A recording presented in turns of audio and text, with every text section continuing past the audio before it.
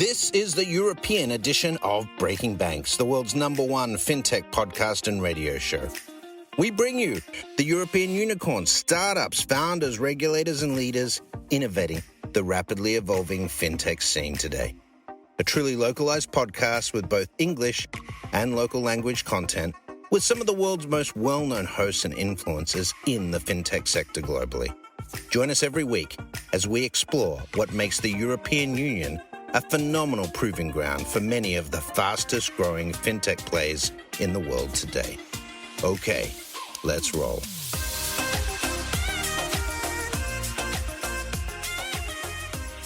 Hey guys, welcome back to Breaking Banks Europe. My name is still Matteo Rizzi. I'm still the executive producer of the show. This is show number 75. And the format today is FinTech journeys around the world. And our focus today is on Startup Nation, Israel. I am with two old friends and one new friend, Maya, Moises, and Avi. And as usual, I'll let them a couple of minutes to introduce themselves and talk us a little bit about what's going on in this magic startup land. Maya, welcome to Breaking Banks Europe for the very first time. Yes. Hello, Matteo. I'm Maya. Maya Zehavi. I've been in FinTech, I think, for most of my career. I started out doing IT for an Israeli bank, the biggest one, Bank Leumi, did some private equity. And I've been full-time in crypto and blockchain since 2014, based out of Tel Aviv. Yeah, I know. One of the crypto pioneer. I know that. That's why you're here. Moises, welcome to the show for the first time, maybe, but you and I have been in so many panels, I can't count them anymore. Yeah. Hello, Matteo. Hello from Tel Aviv. My name is Moises Cohen. I'm the co-founder and chief banking officer of The Floor, one of the leading fintech companies coming from Israel. I was born and raised in Madrid, but I moved to Israel 20 years ago. So I'm a Spaniard living in Israel, married to a Belgian, but I still always remain a Real Madrid fan. Computer science engineer with a long experience both in business and technology consulting coming from Accenture. In fact, I have always been at the intersection of business and technology. And then 5 years ago, I had my 40 years old crisis. I decided I wanted to be an entrepreneur. It's now or never. And then together with my co-founders, Avi and Gil, we launched The Floor. We started as trusted consultants for tier one banks for many years. And most recently this year, we leveraged these assets to launch a SaaS platform that is helping financial institutions to discover and optimize their technology stack. Thank you, Moises. Avi, welcome to the show as well. Yeah, hi, Matteo. It's great to be here. And hi, Maya and Moises. Nice to meet you, guys. So my name is Avi Arnon, and I'm a venture investor at Citi Ventures. I think I represent the corporate side of this discussion. And the way to think maybe about us is that we're a corporate venture arm. We're investing in companies that are category defining and are helping Citi partner with Citi and improve the products that we bring to market, but also help us improve the infrastructure that we have in order to bring our products better. So we're investing in companies that you would think that a bank like Citi would be interested in, including payment, commerce, financial infrastructure, but also in areas that are more enterprise software, including cyber, data analytics, marketing, and customer engagement. And being a strategic investor, one of the things that we take pride of is the fact that 2/3 of our portfolio have a commercial relationship with Citi. In the end, this is the goal of our engagement, both of the company and from a Citi perspective. And in addition to being a venture investor in Citi, we have a unique program, which is a business accelerator. What the goal is working with companies. I think it's around 4 months program of finding the right stakeholders in Citi, engaging with them, and trying to promote the commercialization or a POC, basically bringing Excel innovation in. So I have the aspects of both investing and having a close partnership with the company, but also meaning a lot of companies, introducing them to the right stakeholders, and try to move the wheels of innovation in a large enterprise such as Citi. Great, thank you, Avi. So I was thinking while Avi you were talking that we do have technically 3 different type of pioneers here, or representing 3 type of pioneers organization, because the floor is like, more or less, or shortly after, like 1139, one of the first, and the story sort of evolved differently, but really a huge ecosystem player. Maya was talking about stuff that, I want to say DLT stuff that people is now talking as if it was like a common ground, but like 5 years ago, she was already super deep into this, and I'm a living witness of that. And Avi represents, Vanessa is one of the oldest fintech friends in the space. Citi Ventures is probably the only investment vehicle dedicated to startups, properly working, associated to a financial institution that was there before fintech was even born, or more or less born at the same time. I actually don't remember how old is Citi Ventures, but if you say that fintech is a bit longer than a decade, it was already there when it all started. So the first, I want to say, topic of discussion, and remember, this is a radio show or a podcast show, not a panel. So you're totally allowed to talk over each other, interrupt me, whatever. Is I want to talk about the vibes. So I've been in Israel a couple of times in different phases of my life, including over 25 years ago when my former boss before Swift had a small incubator in Ashdod. And back then, people was talking about Israel as startup nation, 25 years ago. And since then, things only grew bigger. And you really breathe a different type of startup air when you're there. And, why is that? I don't know the numbers. If some of you knows them, he or she can show off and tells, how big is the space. I have no idea. But what I do know is that is only comparable to Silicon Valley. So let's, try to transmit, to convey this vibe of the ecosystem from, to someone who has never been to Israel. Who wants to give it a shot? Maya, go. First of all, I think there's a difference between Startup Nation and FinTech. I think that we might be able to debate that. But in terms of Startup Nation, it really is the entrepreneurial spirit that built the country and you see that a lot of times when you talk to corporates or you meet American or even European entrepreneurs. Israelis, you tell them no and they go, why not? Explain why not, and we'll get around the obstacle. And that's really ingrained in the culture, sometimes to our detriment. See COVID and people, very lax in how we, I think, confronted the pandemic. But you see that in the military, and a lot of the technology that Startup Nation built into real companies and started out from the military establishment. And first of all, service in the military is compulsory, and you can see for everyone, right? Yes. Well, yes. And you can see that different tech verticals really did start in about three basic units, 8200, 81, and sometimes in the industrial complex, which is defense military contracts. I served in 8200, and I can really look back, say I'm too old, so it's 20 years later. And there are some projects that we started working on that right now are tech-defining sectors and verticals, which is insane to think about it, because at the time it was really cutting edge and people were saying this is impossible in sci-fi. Actually, let's continue this sort of nuances and get a little bit closer to the fintech ecosystem. Moises, tell us your point of view. So I think the starting point of Israel as a country was not very promising. Okay, it's a very small country with a population of 9 million people, no natural resources, more than 50% of the land is desert, no commercial ties with neighboring countries. But today, as you said, Israel today is known as the startup nation, and we have one of the most vibrant ecosystems in the world. Since we are very small, per capita, we're always number one in everything, okay? In number of engineers, in PhDs, in patents, etc. But even in absolute numbers, We have, the largest number of AI startups in the world, together with the US and China. And today, usually, cyber investments represents around 30% of the global investments in cybersecurity. So I think there are multiple reasons for that. Maya already mentioned some of them, like the mandatory military service, that, by the way, 95 or 99% of the entrepreneurs in Israel are coming from these elite units of the Israeli army. I think I have a theory that there's some kind of relationship between oranges and innovation.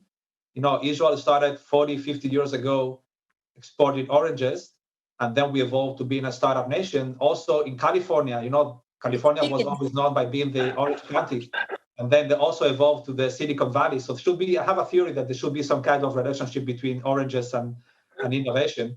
But I think also it's part of the Israeli culture. Okay, in Israel, the failure is good, not like in other countries that I know, for instance, in Spain, that people are ashamed of failing or having failures. People are not risk adverse because you are living in an environment that by definition is risky. Okay, so being an entrepreneur is maybe not the most risky thing you can do in your life. And always, since Israel is a very small market, so people always think global from day one. Okay, so they're not focusing on the Israeli market. They always think how to export their solutions at a global level. Before you kick in, why you were mentioning chicken? Because I was actually so excited, Maya, that maybe Sicily might be the next startup region, because that's where oranges are like thriving, and nobody has thought about it. But why you said chicken? Because factually, it's true. My grandmother actually came in 1932 to pick oranges here in Israel. From Europe. But chickens was actually the first major tech export from Israel, the different technologies of raising chickens, feeding them in scale, and so forth. So despite the oranges making us famous, the first tech export was actually poultry. Wow. Okay. Great. Avi, now we are literally into getting into the FinTech theme. Perfect segue for the next topic. But tell us a little bit more about this, or your view into this vibe that we were talking about. Yeah, so I think you both had a very good point that I want to touch on. About the military service, I totally agree about the technological capabilities, but I would add something else that it's quite noticeable when you look at founders from different geographies. We're a global investment firm. I'm looking at a company in the US, Europe, and of course in Israel.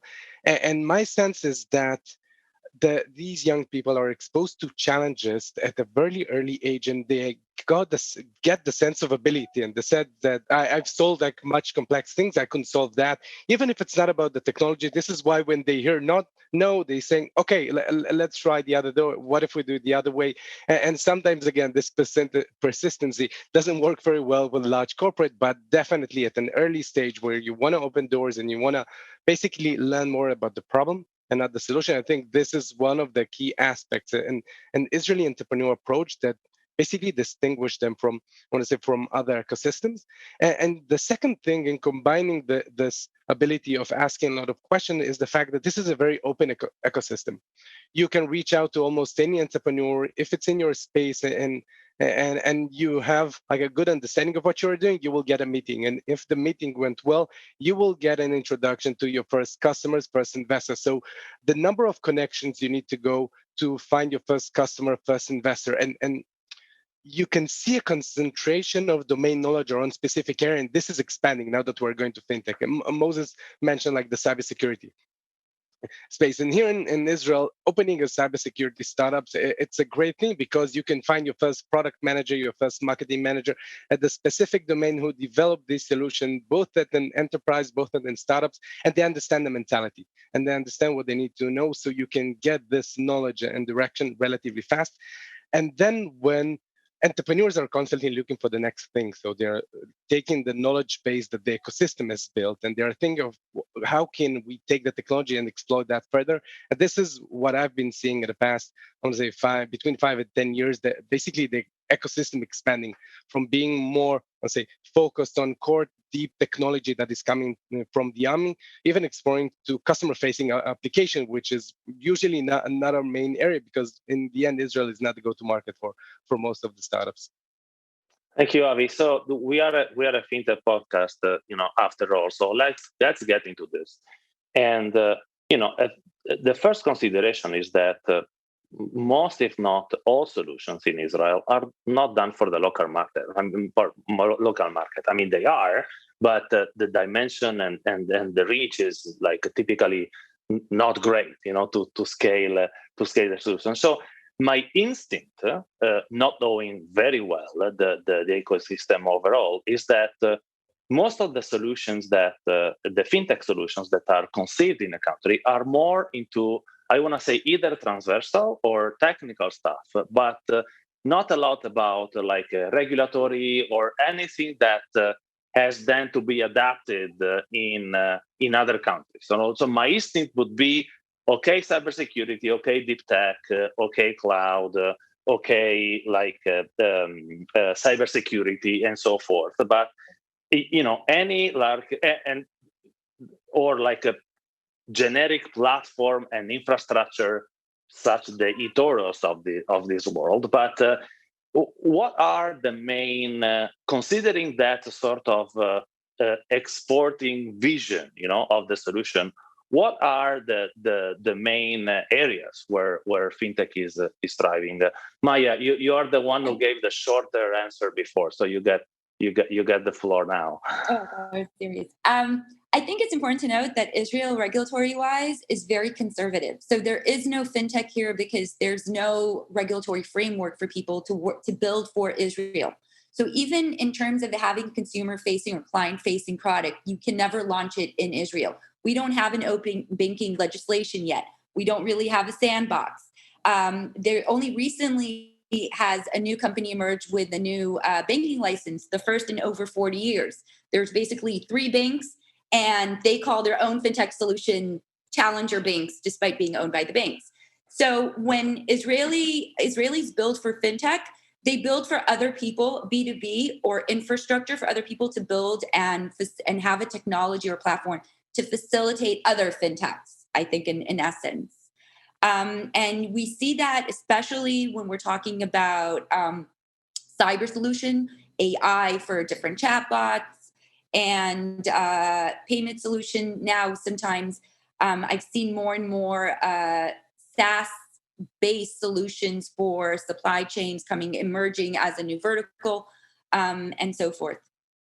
You know that, Maya, right, Maya, that sooner or later I'm going to put you on the spot to talk about one of my latest favorite topics, which is decentralized finance. And because I deeply believe if there is one nation that can pull it off, like a global solution, is actually you guys. And, whenever you want, you can actually take the guns out and start shooting. Let me surprise you. So I think crypto or blockchain is an amazing example of how Israel is really big in the fintech sector, but we still lack fintech. Because, for example, despite having, I think, 3 very amazing companies in crypto, and I put Starkware there that develops Starks, which is a privacy solution, Curve and Fireblocks, which create custody.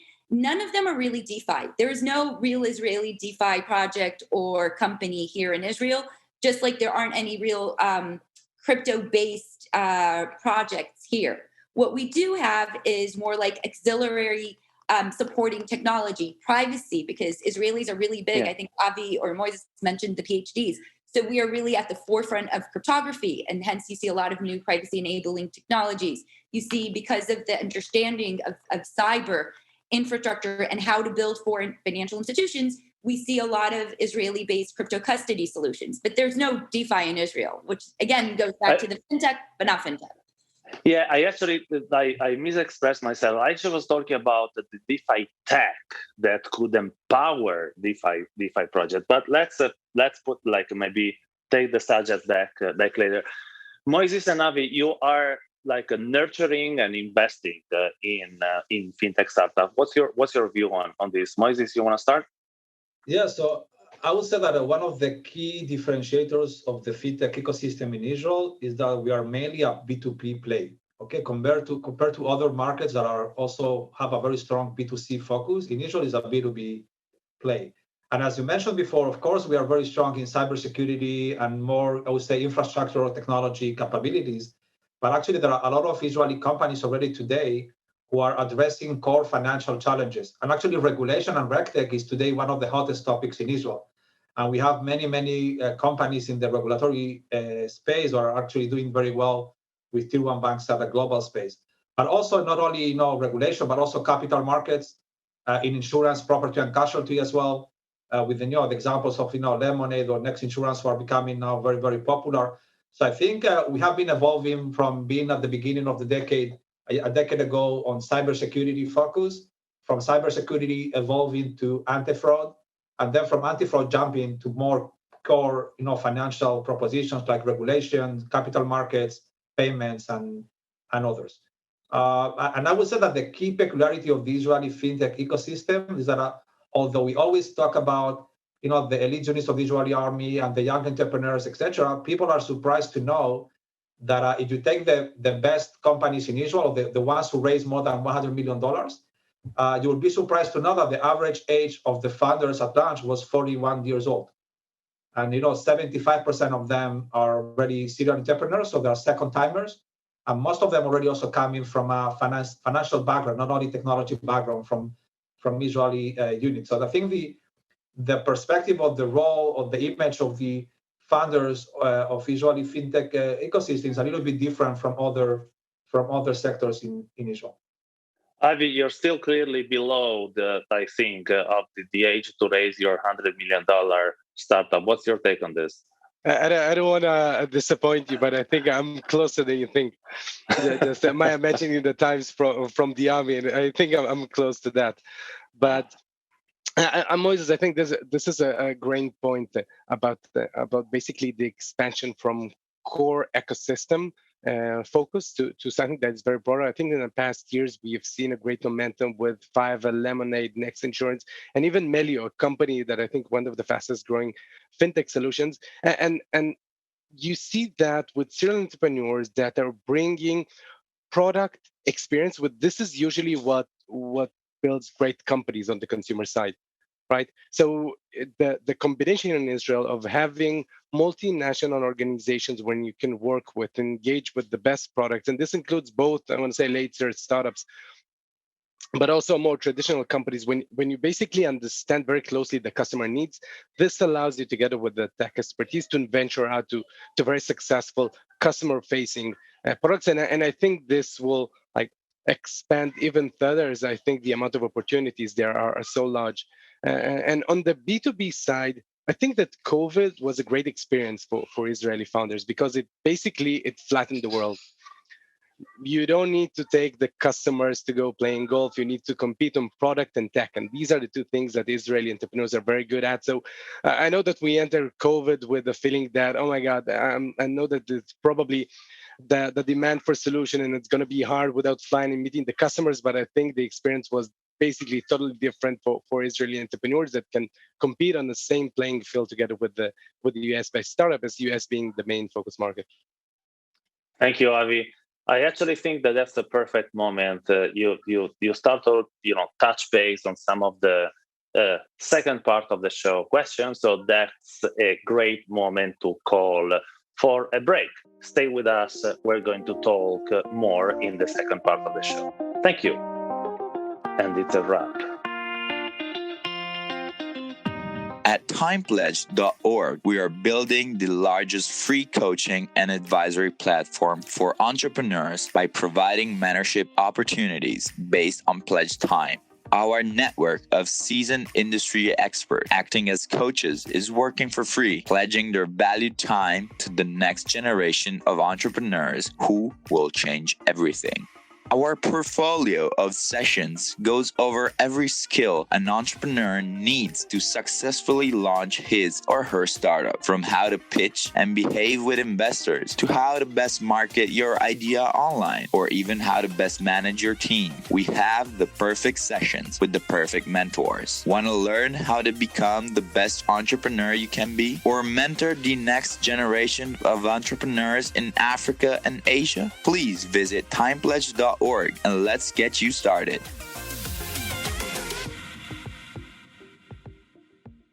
Hey guys, welcome back to show 75, FinTech Journeys Across the World. We're still with our three amazing representatives of the Israeli ecosystem.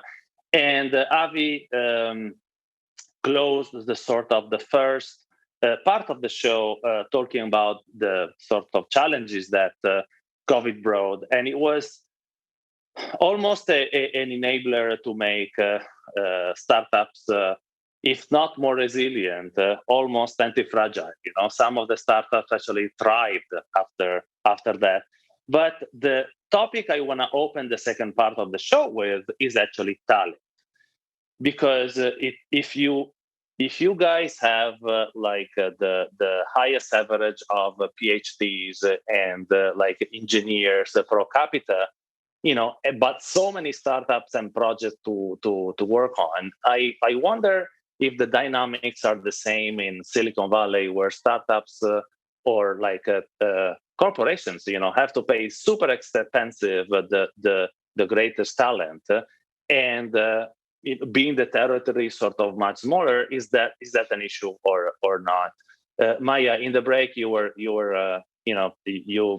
you have like some notion from the field. Why don't you share it with the rest of the crowd? Yeah, I think we have to understand what our strengths are in the Israeli ecosystem, and that's really research, tech, product management, and so forth. So in those fields, Israel is competitive, but it also depends in what exactly, in what fields specifically, in what topics. I don't think the salaries here are comparable to the Valley, especially not in the entry level. But then when you get into very hardcore PhD research areas, or in corporate America and Israel, as I call it, then yes, the salaries are high. But then you have to remember that people here pay almost 50% income tax. And we see that the advantage of having development R&D here has started beginning to kind of recede, and more, especially early stage startups, are actually building or outsourcing to Eastern Europe a lot of the tech and the build. On the other side, I think in marketing, in sales, and regulations, we don't really have in-house talent. And so you see that a lot of the more prominent Israeli FinTech startups and cyber as well have bases in the Frisco area, in London, and in New York. And getting that talent there is not easy, especially recruiting wise. Avi, you work for a part of a bank where it's not really difficult to like retain the talents, because you're kind of the coolest kids, right? Usually, but what's your view on this? And talk a little bit about talent retention as well. The typical aspect of it in Israel. Yeah, I want to thank you about the compliment. But Citi has 5 innovation labs. One of them in Israel. We're employing more than 250 engineers that are doing internal innovation for Citi. And I have to say, this is one of the top priorities that the lab has, because as Maya mentioned, acquiring talent and great talent is very challenging these days, because they want to work with the coolest, best startup, which usually also have the money to pay. We see, as an investor, we see a lot of companies, most of the ones in Israel who raised over $100 million. And this is one of the key criteria that they have. Raise talent, build product to reach the next milestone that they need to do in order to raise the next round, because a significant round brings significant expectations. And as I mentioned, this is part of the reasons why companies are basically outsourcing development capabilities to Eastern Europe. And I think this is a very cost-effective method, but it's not working for everyone. And we even see companies that are taking non-conservative measures. I know one company to mention is Rapid, that basically put her employees on a billboard, physical billboard across Tel Aviv in order to attract employees. As the fight for talent is that rough. Moises. So I would say that someone who is not trying to recruit a lot of people, because we are growing very fast, I think that there's indeed a fight for talent in Israel. First of all, because Israelis, as a cultural thing, they always want to be entrepreneurs. They don't want to work for companies. So at the end of the day, they're going to be with you, but maybe for 2 or 3 years until they have an idea of building their own company. I think that the salaries for top experts and top-notch guys, they are already becoming very, very, very high. not again the same level as Silicon Valley, but by far doubling the salaries in Europe. There's a big trend of, as Avi and Maya said, of outsourcing services to Eastern Europe, maybe to Ukraine and to Poland. So there are a lot of Israeli companies already are helping you to recruit people in Kiev, in Warsaw, in Sofia, in other countries. And today, based on my experience talking with many fintech entrepreneurs, I would say that 30 to 40% of the R&D headcount of Israeli startups is already outsourced to Eastern Europe. Still, you keep the key people here, the CTO, etc. But all the commodity development, etc., you always outsource it to Eastern Europe because it's maybe 1/3 of the price of Israeli developers. So there's indeed a big fight for talent. I thought that with the COVID situation, there would be a lot of people looking for a job, but actually last year was maybe the best year ever for the Israeli high tech. So actually, it's also very difficult to find the right talent, and it takes a lot of time if you want to recruit people. But of course, the talent you have in Israel is huge. I would say that today the typical composition of an Israeli startup will be: you have the commodity R&D in Eastern Europe, you have the founders and the key people like the CTO, etc. in Israel. From a sales and marketing perspective, I agree with Maya that this is not the key expertise of Israel. So typically, sales and marketing and business development are people coming from abroad, or people from abroad who to move to Israel from the UK, from the US, especially. So this would be the typical composition of Israeli startup today. Yeah, I just wanted to point out that Moises mentioned that the COVID year was really good for Israeli tech. So one thing that we have to keep in mind is that most of Israeli tech is about cyber solution, remote solution, fraud analysis. And I think there are two main trends that COVID brought forth. One was work from home, and the second was digitization of the entire back office in finance, or in the entire infrastructure for corporations, which meant that their demand specifically for the kind of solutions that Israeli tech builds, if it's for cyber, if it's for identity verification, if it's for fraud analysis, that made Israeli companies have their best year ever in terms of sales and development. So we didn't see a lot of startups close. And on the contrary, we saw them raising more and more money than they ever have, and existing company startups actually expanding and closing bigger and bigger rounds. We have a saying that I heard a couple of times in the cyberspace, is that in the end, everything leads to increased demand in cyber. You have a good year in growth, there is a demand for cyber. You have a pandemic, there is a demand for cyber. Every basically change in the market that requires new solutions, new infrastructure, require an adjustment from a cybersecurity perspective. So it's great to see how a big shift in product just brings even a bigger shift in the way that we're investing or implementing security solutions. I didn't know what. Go ahead, Maya. I was saying there's never been a year that had such hyper digitization and transformation as pandemic. I mean, that's true in terms of trend and rate of growth, but then you have the spike. So I think the COVID year kind of outperformed the industry, no matter in a way that's non-comparable to the past. Definitely, just looking internally, the amount of requests that we're receiving from internal teams in Citi to find digital solutions that will help us digitization all our processes with our customers is just overwhelming. So I was actually undecided whether or not I should keep the conversation, about COVID and its consequences, or if go to the next topic. But you just gave me the perfect segue to actually combine the two subjects together. And so I want to talk about how or from where do you see the next unicorn coming? And the reason is that, eToro was I believe my investment number 2 in 2013, back into the venture capital day. I think it was Series C back then.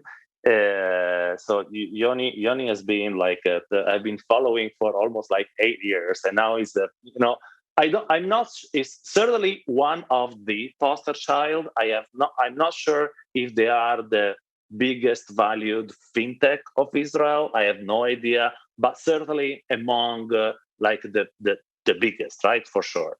And not in cyber, not in infrastructure, in wealth management, which is pretty much outside of the usual scheme. So we were just saying that cyber is the big sort of horse everyone is betting into, but the latest multi unicorn is not from cyber. So where will it come from? Anyone wants to give a shot? Maya, I think Starkware, which is a company started by two professors from the Technion dealing with privacy solutions. It just raised $100 million recently in a series. I think that's going to be huge because they're really empowering the next improvement of scaling for the Ethereum infrastructure.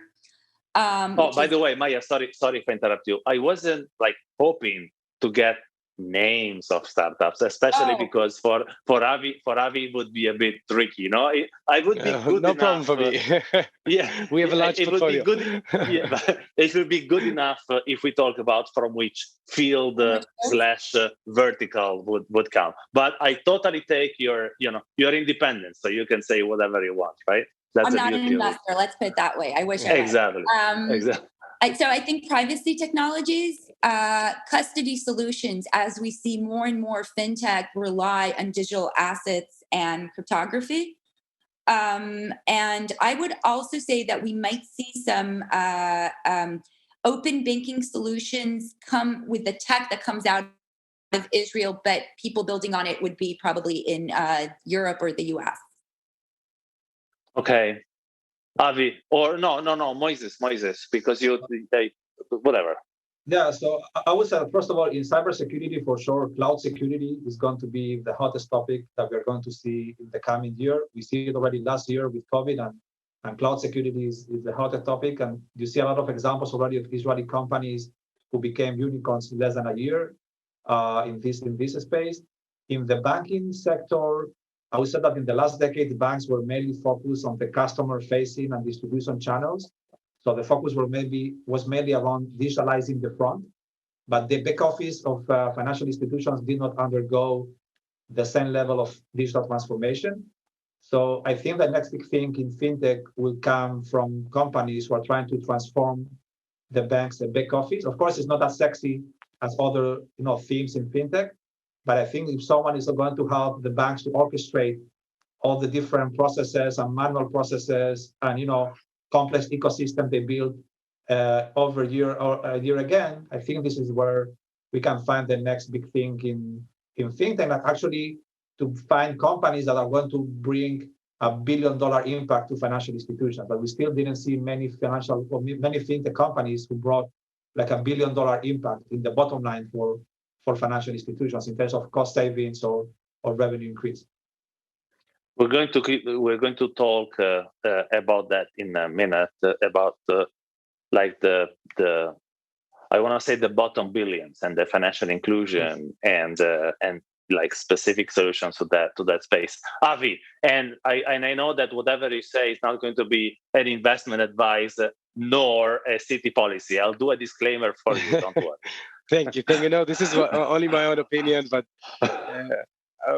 definitely it's interesting to talk about the unicorn. After a year that we saw companies became unicorn almost after less than a year in 2 rounds.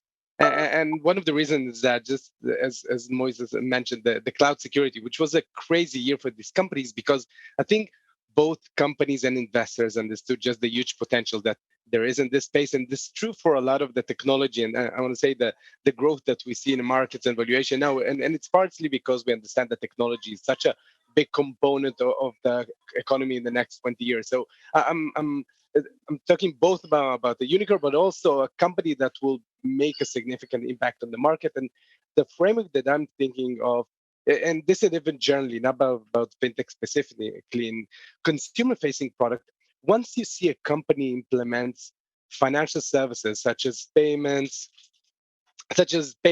lending, it means that they have figured out their customer acquisition. It means that they know how things are working, and now they're moving away from focus on the specific consumer and onboarding him to basically expanding their platform offering. So once you see a company which start to offer payments, keep your eyes out because they're doing something very good.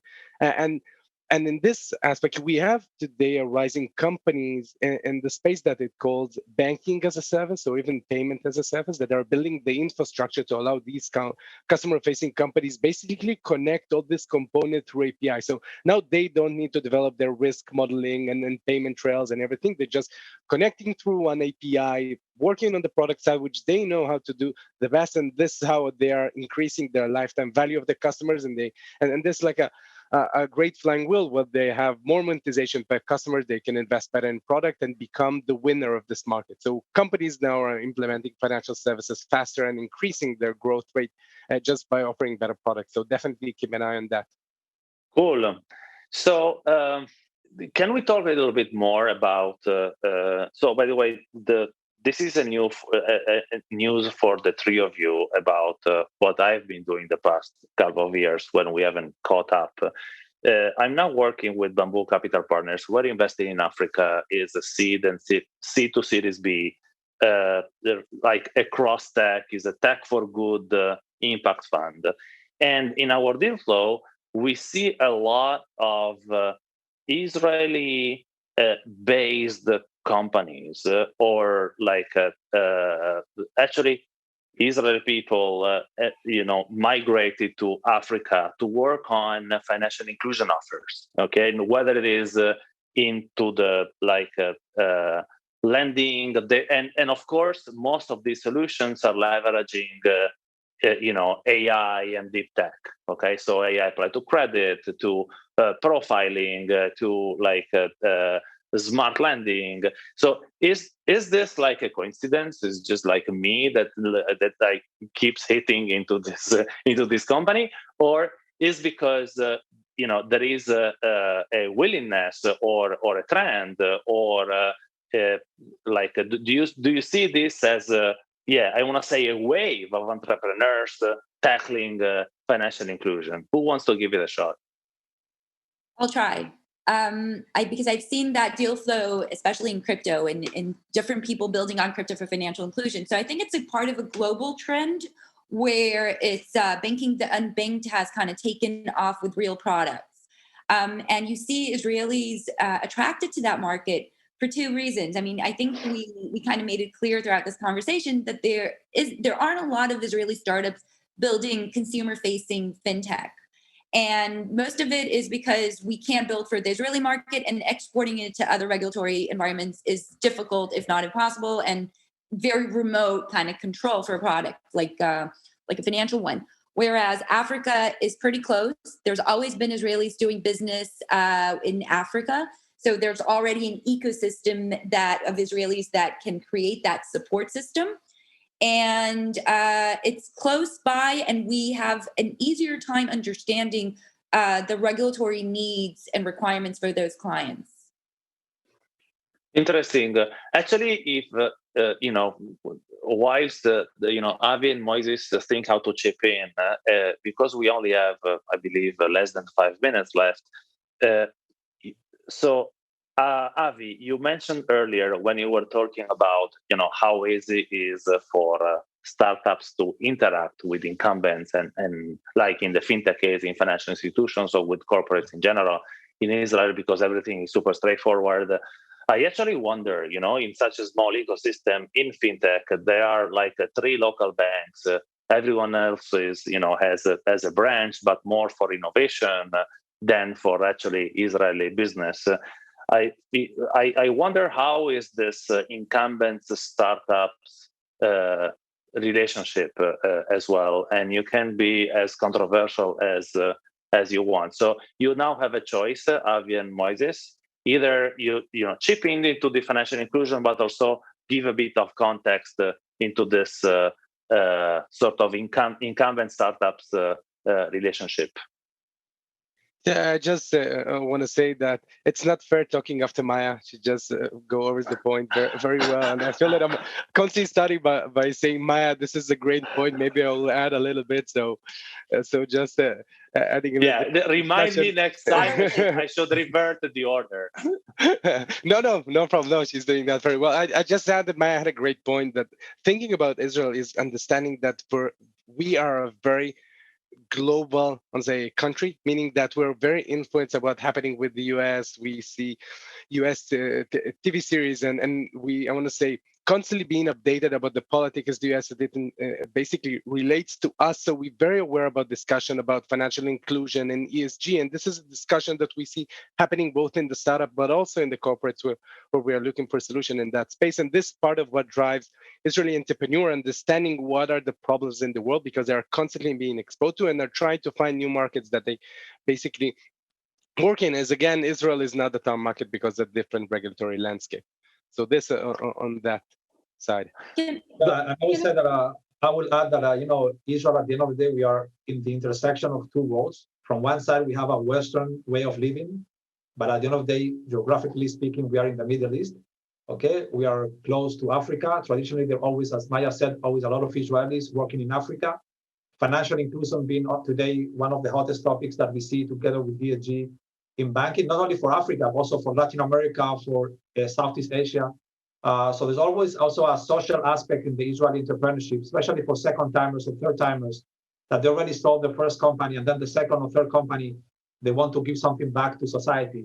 And there's also this type of social impact on the entrepreneurship in Israel as well. And you see a lot of Israeli companies who have a very big social impact. And then, of course, financial inclusion is perceived as that as well. I would say that today ESG also is becoming a very, very hot topic in Israel.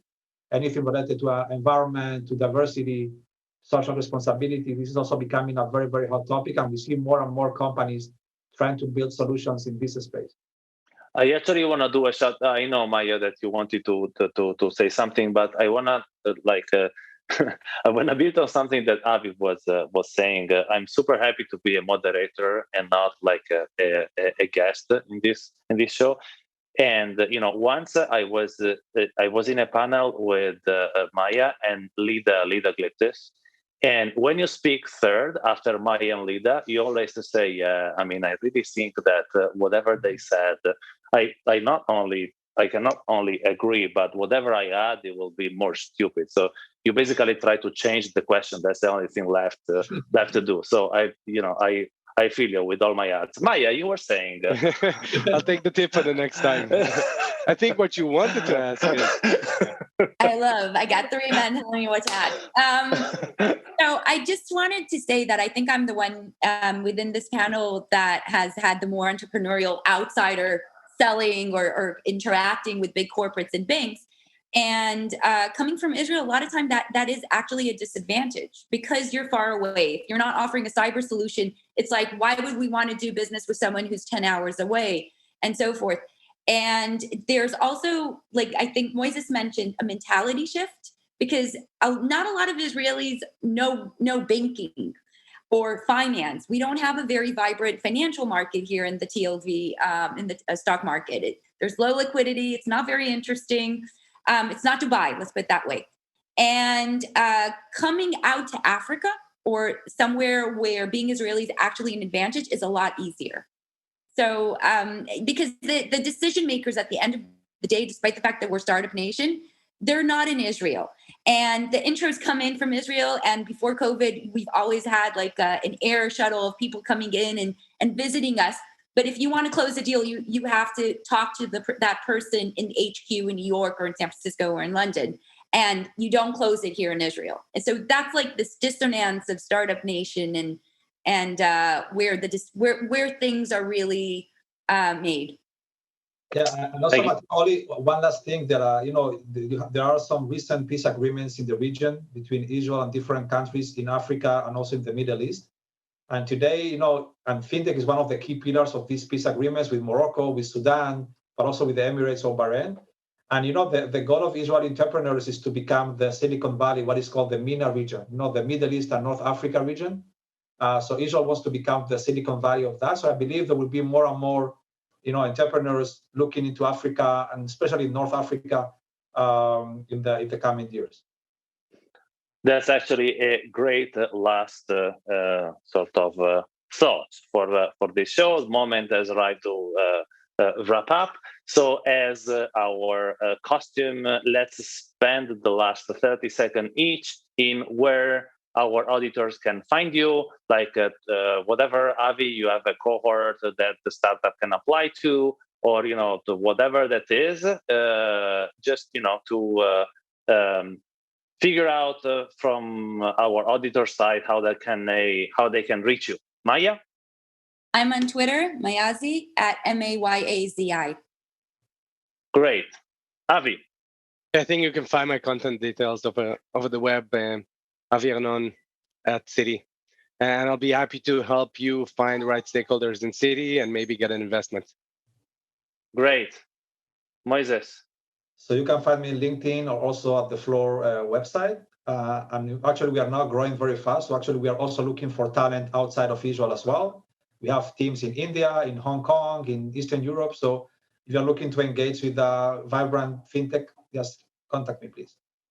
Great. If Breaking Banks becomes a vehicle for people to find a job, that would be a great annex to our mission. Guys, thanks a lot for this show today. I enjoyed a lot, beside the fact that I could circle back with some of you that it's been a while since our last conversation. Thank you very much for being part of Breaking Banks Europe, and it's a wrap.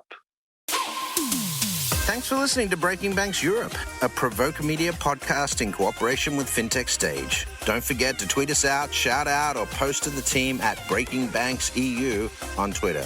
If there's something or someone you'd like to hear on our cast, let us know. See you next week on Breaking Banks Europe.